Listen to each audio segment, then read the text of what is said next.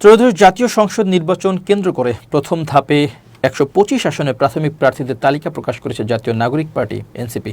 দিনাজপুর ৩ আসনে দলটির জেলা আহ্বায়ক আ.হ.ম শামসুল মুক্তাদির এনসিপির মনোনয়ন পেয়েছেন। একই আসনে বিএনপি খালেদা জিয়ার নাম ঘোষণা করেছে।